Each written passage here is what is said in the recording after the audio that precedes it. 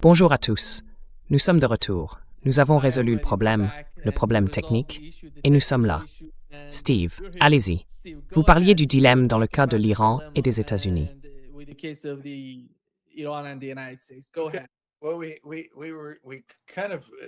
Allez-y. Eh bien, au cours de notre séance de réflexion, nous sommes arrivés à la conclusion qu'il y avait deux grands dilemmes dans la situation au Moyen-Orient. L'un concernait l'Arabie saoudite et l'autre les États-Unis, avec Trump. Trump est confronté à un dilemme, et l'Arabie saoudite a un autre grand dilemme. Et quelle est la source de ce dilemme? C'est une source commune, Israël.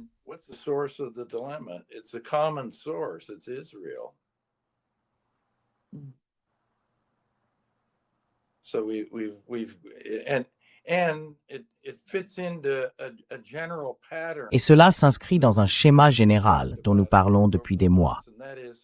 Les Israéliens, eux, ont bien un plan.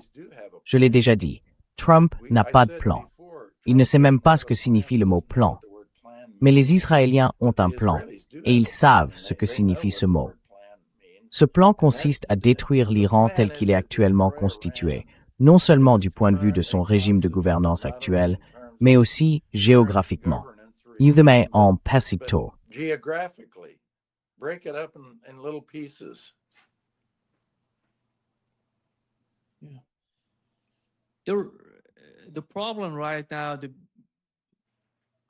Le problème, aujourd'hui, pour Israël, il me semble, c'est qu'il y a deux grands pays sur le plan militaire, compte tenu de leur population, la Turquie et l'Iran.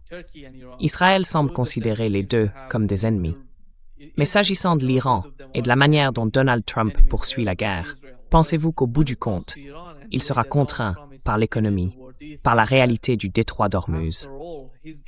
La question du marché pétrolier est si importante en ce moment. Au cours des dernières 24 heures, il y a eu 3 attaques américaines contre des Iraniens. Ce n'était pas significatif par rapport aux 4 derniers jours. Ce n'était pas aussi intense. Hier soir, comme je l'ai mentionné, la chaîne israélienne Channel 11 a rapporté qu'une attaque massive contre l'Iran était prévue, mais elle n'a pas eu lieu. Selon vous, que se passe-t-il compte tenu du marché pétrolier, de l'économie et de la poursuite de la guerre?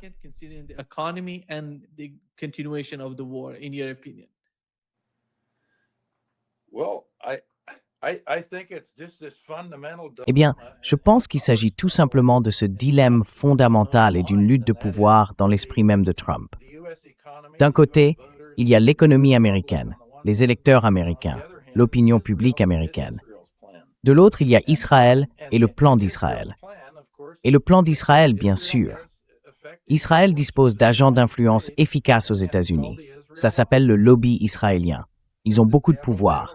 Regardez ce qui s'est passé lors du vote à la Chambre des représentants la semaine dernière. Il y avait 2 dispositions dans le projet de loi sur les dépenses de défense qui, en gros, intègrent l'armée israélienne à l'armée américaine, qui les fusionnent. Et ça a été adopté. Il n'y a eu aucun débat. Et d'où venaient ces dispositions? Elles étaient toutes rédigées par le lobby israélien et par ses amis. Or, qui sont les amis du lobby israélien? Eh bien, ce sont des représentants et des sénateurs américains qui reçoivent de l'argent pour leur campagne.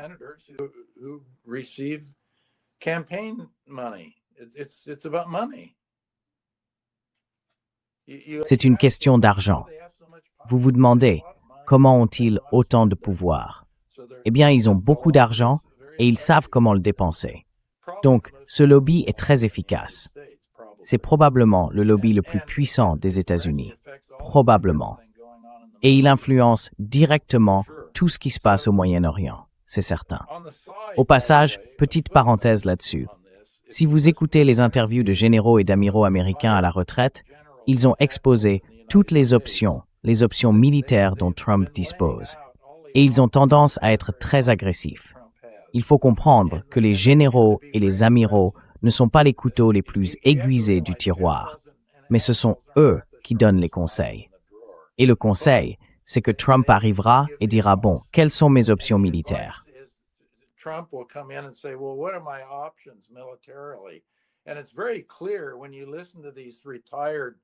Et c'est très clair quand on écoute ces généraux à la retraite, ces officiers de l'armée américaine. Ils disposent de toute une gamme d'options qui feraient monter très haut l'échelle de l'escalade. Et pas seulement monter cette échelle, mais aussi étendre les choses. Étendre les choses. Nous, on étend les choses. C'est sûr, une partie de l'attaque saoudienne contre les Houthis a été instiguée par les États-Unis. Alors, laissez-moi vous poser une question très intéressante. Vous pensez qu'Israël a eu quoi que ce soit à voir là-dedans? Vous voyez donc le réseau, la façon dont ça fonctionne. Et en parlant d'Israël d'ailleurs, et d'immobilier, parce qu'au fond, une grande partie de tout ça n'est qu'une affaire immobilière, une affaire de terre. Vous avez vu ce qui s'est passé hier en Cisjordanie, et c'est le mode opératoire habituel. Les colons. Vous avez quoi? 800 000 colons qui sont installés en Cisjordanie, alors qu'ils ne sont pas censés être là au départ, mais ils y sont. Ce sont les faits sur le terrain. Ils sont là. Et ce qu'ils font au minimum, c'est provoquer les Palestiniens qui vivent en Cisjordanie. Ils provoquent. Et quand ils provoquent, ils font toujours venir les forces de défense israéliennes pour les soutenir. Et les forces de défense israéliennes les soutiennent. Eh bien, hier, il y a eu quelques problèmes parce qu'un Palestinien a saisi une arme à des soldats israéliens et a tiré sur 2 Israéliens. Donc, 4 Palestiniens ont été touchés par balles pendant la provocation elle-même, mais il y a eu une suite.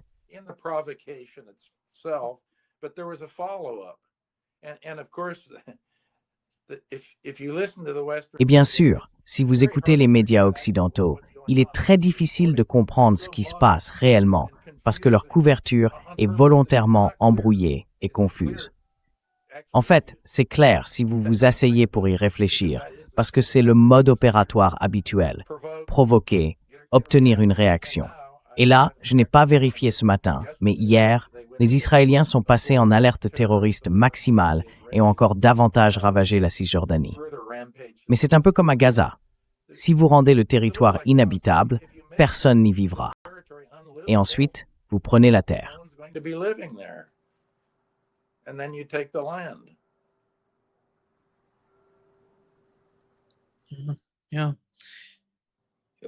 Oui.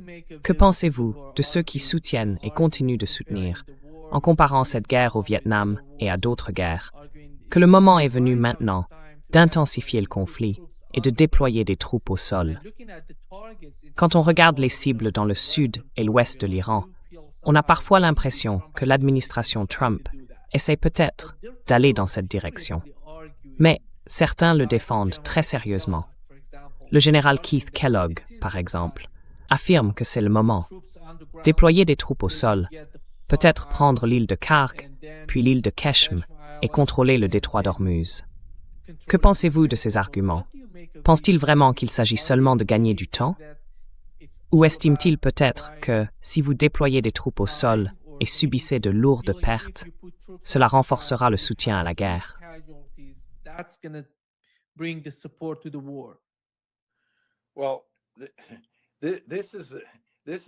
Eh bien, ce sont essentiellement des crétins militaires qui donnent des conseils. Je vous l'ai déjà dit, quand ils sont interviewés à la télévision, la plupart des anciens officiers supérieurs aux États-Unis adoptent l'approche du tout ou rien, le genre d'approche du Vietnam ou de l'Afghanistan. Je veux dire, ils ont un passif. Depuis la Seconde Guerre mondiale, on a pratiquement perdu tous les engagements militaires auxquels on a participé. Alors pourquoi prêter autant d'attention aux généraux? Ça n'a aucun sens. Ils devraient expliquer pourquoi ils sont si convaincus que ce serait une formalité, ou comme l'a dit Paul Wolfowitz en Irak, une promenade de santé. Vous voyez ce que je veux dire? Vous vous souvenez de la promenade de santé?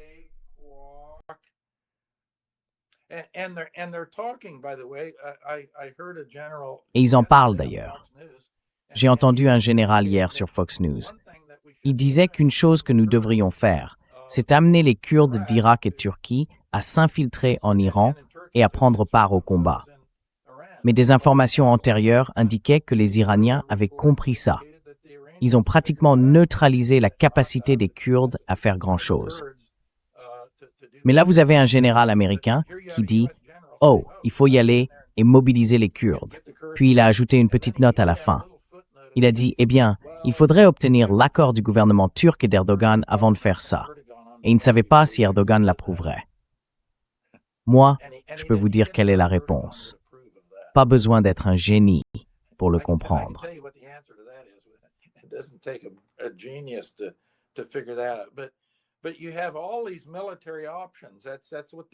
Mais vous avez toutes ces options militaires. Ils passent leur temps à réfléchir aux moyens d'engager l'armée et de gravir l'échelle de l'escalade. À mon avis, dans ce cas, c'est insensé. Parce que gravir l'échelle de l'escalade s'est révélé être un désastre, non seulement dans la situation actuelle, mais aussi lors d'engagements passés, des guerres passées, des États-Unis, des interventions, appelez ça comme vous voulez. Ça n'a pas marché. Et réfléchissons-y, Nima, en termes assez simples. Quelle était la situation avant que cette guerre de choix ne commence, le 28 février? Tous ces problèmes ont été créés par qui? Qui a fermé les détroits? Les États-Unis et Israël ont fermé les détroits. Dans les médias, on présente toujours les choses comme si c'était l'Iran qui avait fermé les détroits.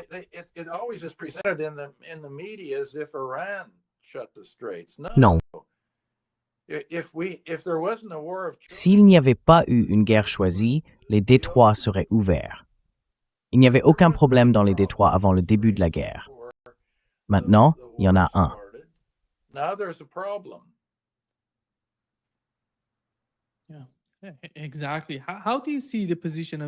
Exactement. Comment voyez-vous la position des pays du Conseil de coopération du Golfe? D'après ce que vous entendez de leur part, personne n'est satisfait de la situation actuelle. Mais ils font partie de la guerre. Avec le temps, ils en deviennent le champ de bataille. Il y a les attaques contre Bahreïn, le Koweït, la Jordanie. Et si la guerre s'intensifie, elle atteindra aussi l'Arabie saoudite et le Qatar. Leur économie est sous une pression énorme à cause de la fermeture du détroit d'Ormuz. Et maintenant, la mer Rouge revient frapper l'économie saoudienne. De quels moyens disposent-ils? Comment peuvent-ils, d'une manière ou d'une autre, changer l'état d'esprit à Washington? Ont-ils ce type d'influence à Washington?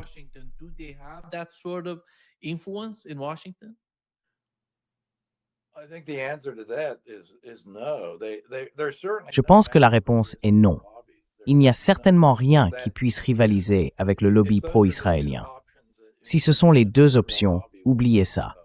Le lobby pro-israélien finira par l'emporter. Et il faut se rappeler que le Golfe lui-même, je connais, par exemple, le Conseil de coopération du Golfe. C'est une organisation, mais ils n'accomplissent pas grand-chose. Ils finissent par se quereller entre eux, et ainsi de suite. Je le sais parce que, de 2008 à 2014, j'ai été membre du Conseil consultatif financier des Émirats arabes unis. J'en faisais partie. Donc j'ai une certaine idée de son fonctionnement.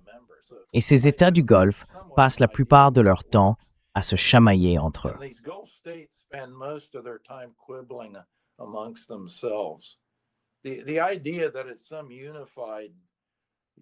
L'idée selon laquelle il s'agirait d'une sorte d'agglomération unifiée d'États-nations n'est pas correcte. Donc honnêtement, je ne pense pas qu'ils aient beaucoup d'influence. Et ils ont aussi un dilemme qui ressemble d'une certaine façon à celui de Trump.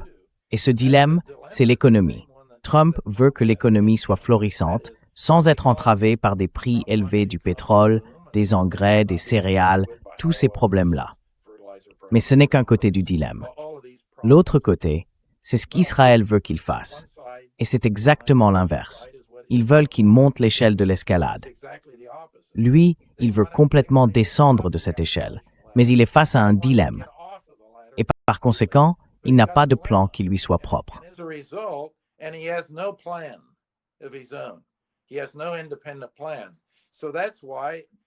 Il n'a pas de plan indépendant. C'est pour ça que les choses changent d'un jour à l'autre. Un jour, il est d'un côté du dilemme. Le lendemain, il est de l'autre côté. Si vous regardez les États du Golfe, ils sont un peu dans la même situation parce qu'ils veulent que leurs économies continuent de tourner sans être perturbées. Mais ça, c'est d'un côté. Donc, ils veulent que les choses s'apaisent. Mais de l'autre côté, ils subissent des pressions. Et d'ailleurs, ces pressions viennent en grande partie des États-Unis. Mais indirectement, en coulisses, il y a Israël. On les pousse à faire quoi? À attaquer. Les Koweïtiens attaquaient. Les Émirats arabes unis ont attaqué. Ils ont facilité ces choses-là.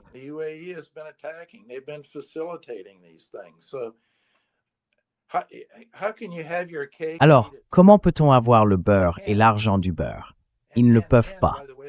Et d'ailleurs, le Golfe a de gros problèmes à long terme, parce que les dommages collatéraux de cette guerre seront considérables sur la durée. Par exemple, Dubaï et les Émirats arabes unis sont de grandes plateformes logistiques. Ils sont très bien situés d'un point de vue logistique. Mais que se passe-t-il après la guerre? Le risque ne va pas disparaître. Les primes d'assurance ne vont pas disparaître non plus. Et les gens vont se demander « Oh, qu'est-ce qui se passe ?» Beaucoup d'activités implantées à Dubaï se déplacent vers Istanbul. La Turquie paraît bien plus attractive qu'avant. En ce qui me concerne, bien sûr, la Turquie a toujours été attractive.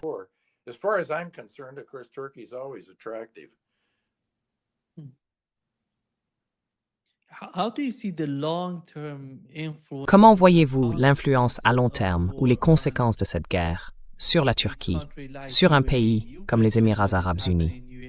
Vous avez évoqué ce qui se passe aux Émirats.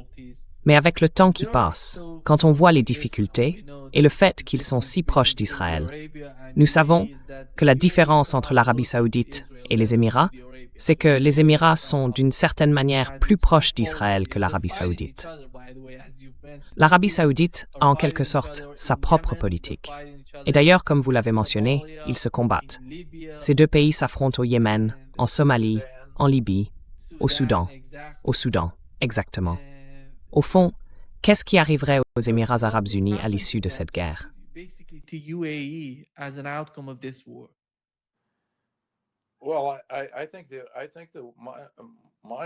Eh bien, je pense que selon moi, l'issue sera négative pour les Émirats arabes unis, à long terme, très négative. Et d'ailleurs, il y a une chose intéressante. Si vous regardez la croissance aux Émirats arabes unis, en partant de la grande crise financière de 2008 et que vous fixez l'indice du PIB par habitant à 100 en 2008, c'est ce que j'ai fait, puis que vous le projetez jusqu'à la fin de 2025, il a en fait légèrement diminué. Aux Émirats arabes unis, il stagne. Le chiffre est autour de 97. Donc, si vous avez un indice à 100 en 2008 et qu'il s'agit du PIB par habitant mesuré en parité de pouvoir d'achat, ce qui neutralise les variations de taux de change dans les pays concernés, vous obtenez une légère baisse. Ça ne monte pas. Quel est le pays qui a connu la croissance la plus rapide du PIB par habitant en parité de pouvoir d'achat depuis 2008? C'est l'Iran. L'Iran passe de 100 à 117. L'Arabie saoudite est numéro 2. Elle passe de 100 à environ 114. Le Koweït, c'est un désastre total. Il passe de 100 à 67. Le Koweït est de loin. Saudi Arabia is number 2. It goes from 100 to about 114. Kuwait is a complete disaster. It goes from 100 to 67. Kuwait, they're big time. Oman goes down. Oman baisse. Le chiffre exact, de tête, je ne m'en souviens pas. Oman baisse, le Qatar baisse, ils sont tous en négatif, sauf deux. L'Iran est numéro 1 et l'Arabie saoudite est numéro 2. Et voilà encore un élément de désinformation qui circule. Rappelez-vous, tout le monde nous disait que l'économie iranienne s'était effondrée. Eh bien, elle ne s'était pas effondrée. Elle n'avait pas connu une croissance très rapide, mais elle avait progressé plus vite que tous les autres pays, y compris l'Arabie saoudite et les pays du Golfe. Et c'est un autre facteur quand vous vous demandez que vont faire les pays du Golfe? Comment vont-ils réagir? Quelles sont les perspectives à long terme? Et ainsi de suite. Eh bien, même à partir de la grande crise financière, ce n'était pas ce qu'on prétendait. Et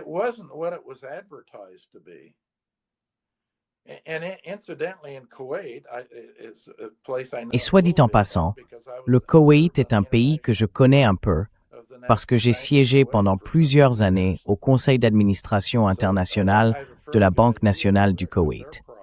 J'ai donc une assez bonne idée de leurs problèmes, mais ils sont en réalité assez graves. De tous les pays du Golfe, le Koweït est celui qui connaît les plus grandes difficultés économiques. Et maintenant, vous voyez que les États-Unis les ont impliqués de façon clandestine. Ce n'était pas si clandestin que ça. Croyez-moi, les Iraniens savaient exactement ce qui se passait. Pourquoi pensez-vous qu'ils frappent le Koweït si durement? Tout le monde se demande, mais pourquoi continuent-ils de frapper le Koweït? Pourquoi continuent-ils de frapper le Koweït? Parce que le Koweït les frappe. C'est très intéressant dans toute cette affaire. It's very interesting in this whole thing. The media has the first mover. Les médias inversent les rôles entre celui qui agit en premier et celui qui réagit. Celui qui agit en premier, c'est l'Occident. Celui qui agit en second, c'est l'Iran. Et c'était pareil avec le protocole d'accord, le mémorandum d'entente. Si vous l'examinez, celui qui s'en est écarté le premier avant même qu'il soit signé d'ailleurs, c'était parce que l'une des dispositions du protocole prévoyait qu'Israël cesse ses opérations au Liban. Le Liban et le Hezbollah faisaient partie du protocole, et tout cela était censé se faire dans le cadre d'un cessez-le-feu. Eh bien, ce cessez-le-feu n'a jamais existé. Il n'a jamais eu lieu. Au moment même où il signait le protocole, Israël bombardait des cibles civiles dans le sud du Liban. Et encore aujourd'hui, presque tous les jours, les bulldozers israéliens sont là-bas à démolir des habitations, enfin, des maisons.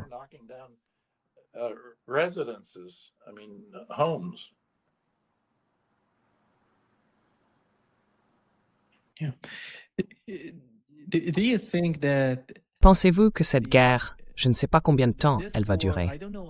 Voyez-vous la possibilité d'une guerre sans fin en Asie occidentale entre l'Iran et les États-Unis?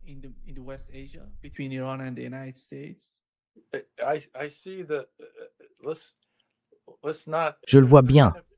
Il y a, disons, différents degrés. Je veux dire, nous sommes en guerre avec l'Iran depuis la Révolution, mais c'est généralement à un niveau assez faible. On n'envoie pas des avions tous les soirs pour bombarder des cibles. Donc on passe en quelque sorte d'une guerre froide, ou d'une guerre, disons, d'un face-à-face, à une guerre ouverte. Et je pense que toute la région restera dans une guerre froide. Ce serait la meilleure issue possible. La raison, c'est que, et je crois que je vous l'ai expliqué la dernière fois que nous nous sommes parlé, si vous regardez les principaux facteurs qui devraient être résolus pour qu'une guerre froide disparaisse et que la situation devienne stable, j'ai évalué la probabilité de tous ces facteurs clés et fait un calcul de probabilité conjointe. Et c'est très largement inférieur à 1%. En fait, dans mon calcul, fait rapidement à la louche, c'était 3% de 1%. 3% de 1% de chance que la situation se stabilise dans la région. 3% of 1%. 3% of 1% that things would be settled down in the region. So things are not going to be settled down in Donc, the region. les choses ne vont pas se calmer dans la région. Là-dessus, il n'y a aucun doute.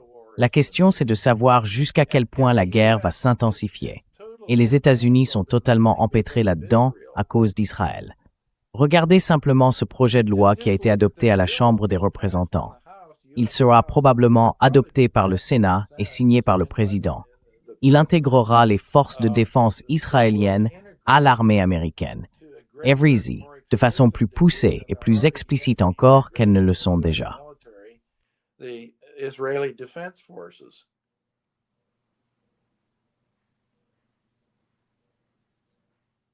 So that means, it's the old thing. Donc ça veut dire, vous savez, c'est la vieille histoire.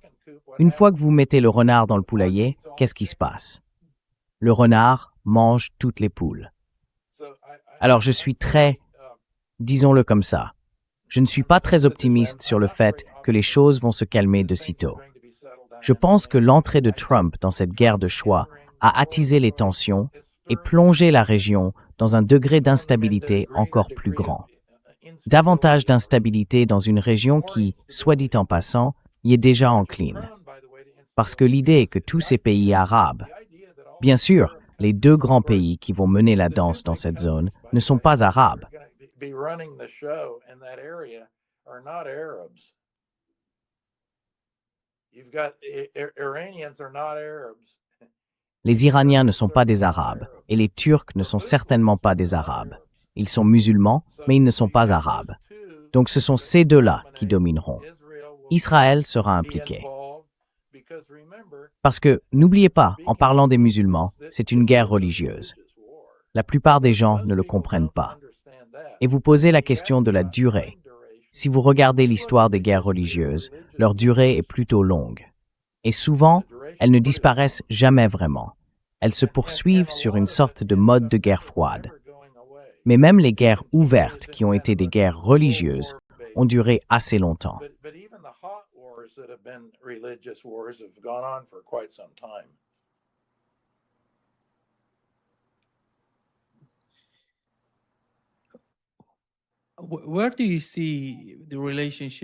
Comment voyez-vous évoluer avec ce conflit la relation entre l'Iran et les pays du Conseil de coopération du Golfe? Partons du principe que les États-Unis, comme vous l'avez mentionné, vont poursuivre dans cette voie parce que la situation est très compliquée, notamment en raison du lobby israélien aux États-Unis et de la manière dont Israël pousse à la poursuite de la guerre. Mais d'un autre côté, il faut tenir compte du fait que ces pays du Conseil de coopération du Golfe doivent redéfinir ou réajuster leurs relations dans la région. Selon vous, à quoi cela pourrait-il ressembler?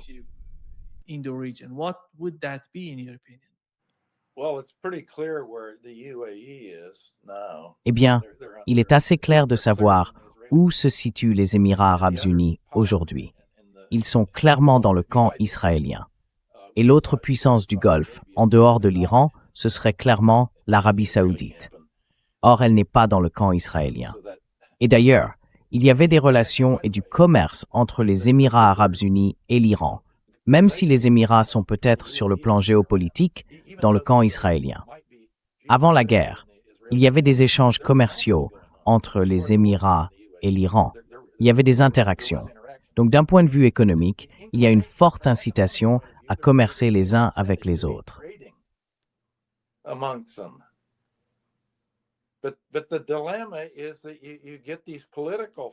Mais le dilemme, c'est que ces facteurs politiques entrent en jeu. Toute la géopolitique qui va avec. Et ça complique tout. C'est vraiment notre thème principal aujourd'hui. On réfléchit à voix haute. On a un thème, tout le monde a un dilemme. Et le dilemme, sa source fondamentale, pas la seule, mais la condition première, c'est qu'il y a Israël dans l'équation, avec l'aspect de guerre religieuse et l'idée du grand Israël. C'est ça le plan d'ailleurs. Si les gens disent « Bon, Hank, quel est le plan pour Israël ?» Eh bien, c'est le grand Israël. Et qu'est-ce que c'est? C'est une opération immobilière.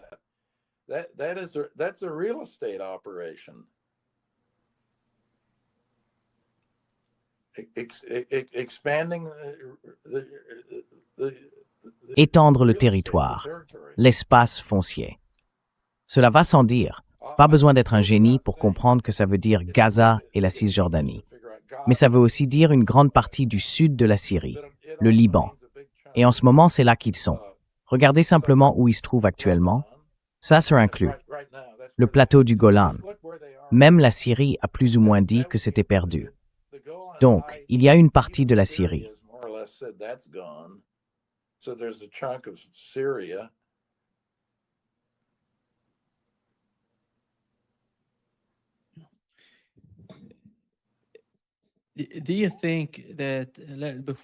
Pensez-vous qu'avant de conclure cette séance, les États-Unis se préparent à...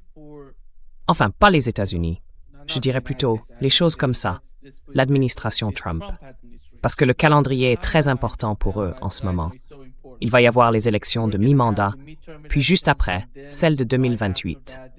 Il semble que Donald Trump en coulisses soutienne d'une certaine manière J.D. Vance pour 2028 et Marco Rubio est l'un des autres candidats du Parti républicain.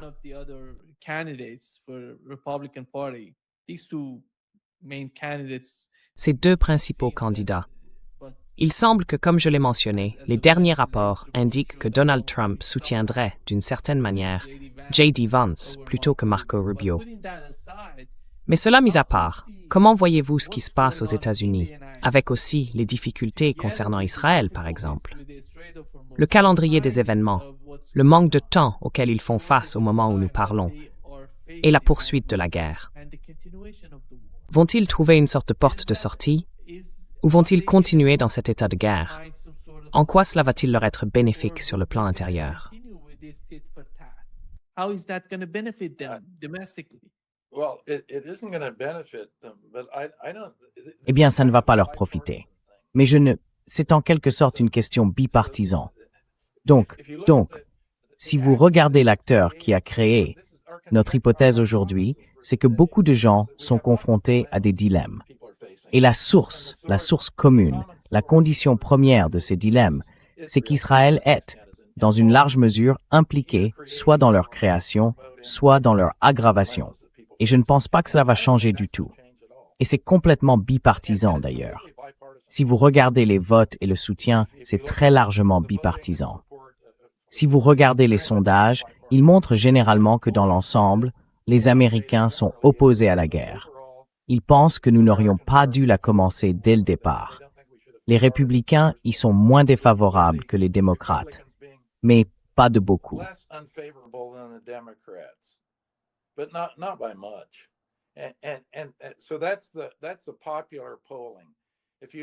Donc ça, c'est dans les sondages d'opinion. Si vous regardez vraiment les votes au Congrès, c'est massif. Il y a un très petit nombre de personnes qui ne soutiennent pas ça. Et regardez ce qui est arrivé au député Massey. Massey était opposé.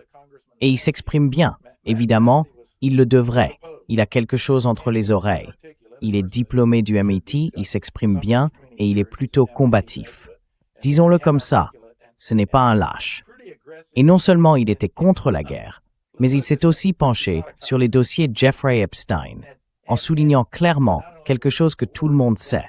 Epstein était très étroitement lié, non seulement à la CIA, mais aussi au Mossad israélien. Ça ressort partout, tout le monde le sait. Mais quel responsable politique en dit quoi que ce soit? Ils diront quelque chose sur Jeffrey Epstein.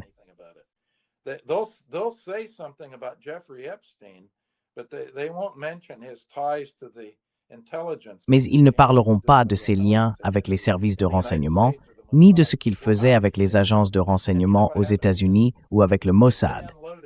Eh bien, Massey, lui, l'a fait. Et vous savez ce qui lui est arrivé? Ils ont déversé. Le lobby israélien a déversé tellement d'argent dans cette primaire au Kentucky qu'il a été évincé. Et puis, soit dit en passant, ce n'est pas si facile de battre un élu sortant. Ce n'était pas un membre du Congrès fraîchement élu. Il n'était pas ultra installé, mais c'était tout de même un élu sortant bien établi. Et il n'a pas perdu lors d'une élection directe. Il a perdu une primaire face à quelqu'un soutenu par Trump qui était dans son propre parti républicain. Donc c'était une affaire interne au parti. Ce n'était même pas une confrontation entre les deux partis. Ça vous donne une idée du pouvoir du lobby et de l'argent.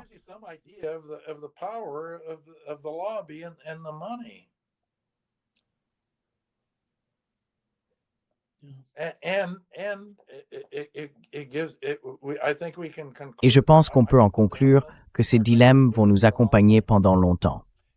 La seule question, c'est jusqu'à quel point la guerre va-t-elle s'intensifier? Je ne pense pas qu'elle va se poursuivre à ce niveau-là, puis gravir l'échelle de l'escalade.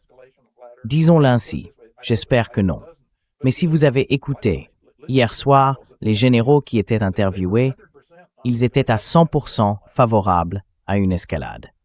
Non seulement ils ont passé en revue toutes les options dont dispose le président Trump pour escalader, mais ils préconisaient eux-mêmes de monter d'un cran. Voilà où nous en sommes. Le tableau reste au mieux très flou et pas très encourageant. Et qu'est-ce que cela signifie à plus long terme?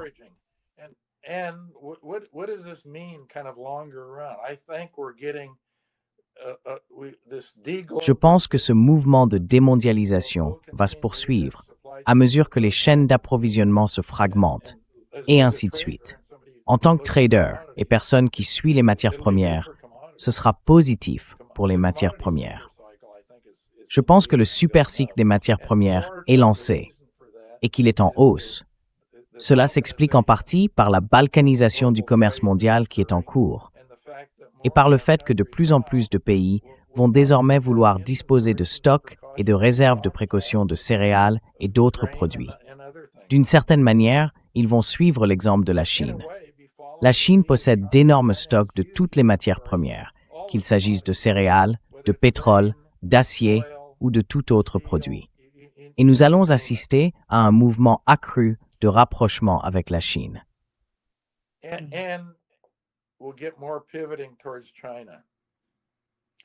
Parce que toutes ces choses, soit dit en passant,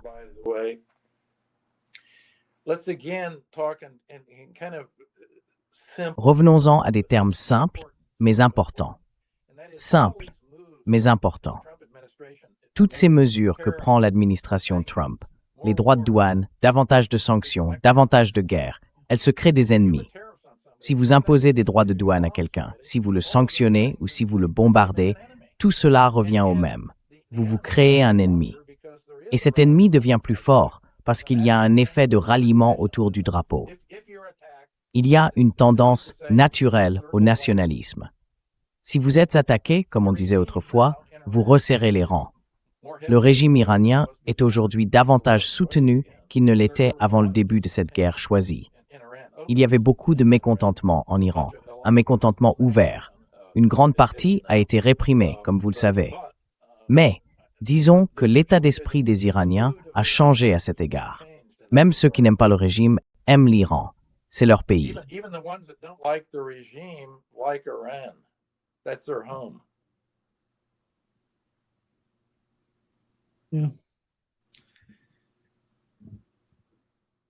merci beaucoup, Steve. Eh bien, merci et passez une excellente fin de week-end. Oui, vous aussi. Je suis content d'avoir réglé le problème technique. Oui, on a réglé ça, on l'a récupéré, et c'était incroyable. Oui, merci beaucoup. Très heureux d'être avec vous. Merci. Je vais vous envoyer 2 liens, la première partie et la deuxième partie, parce que nous étions en direct quand nous avons eu le problème technique. Ensuite, nous avons repris avec un autre direct. Donc, je vais vous envoyer les 2 liens. D'accord, très bien. Merci. Merci, au revoir. Au revoir.